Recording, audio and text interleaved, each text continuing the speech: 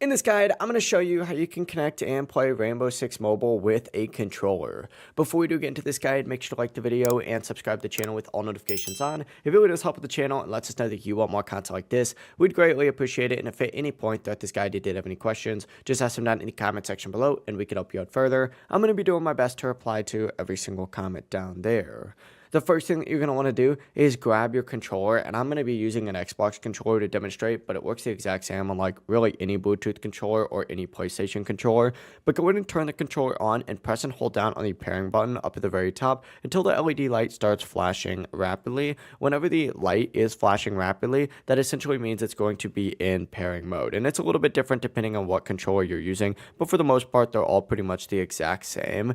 But from here, go ahead and back out of R6 Mobile and open up your device's Bluetooth settings. So go ahead and select that and then scroll down to Bluetooth and then go ahead and add a Bluetooth device. Obviously make sure Bluetooth is turned on an Apple device. As long as you have Bluetooth turned on, you'll be able to detect new devices, but wait for the other devices to go ahead and load in this section right here, and you should see that controller on here. As long as it's in pairing mode, simply go ahead and select it, and then once it says connected and it's in the My Devices section, you are good to go. Back out and return to R6 Mobile, and as soon as you're on R6 Mobile, the game should automatically detect the controller, and from here you could start playing with full controller support. However, I will say sometimes there is an issue and you do have to complete that original tutorial first. As long as you complete that original tutorial first, your controller will be detecting. The game has pretty good controller support. You can go ahead and change your sensitivity and button layout inside the game as well. And if you guys did have any questions, just ask them down in the comment section below and we can help you out further. I'm going to be doing my best to reply to every single comment down there.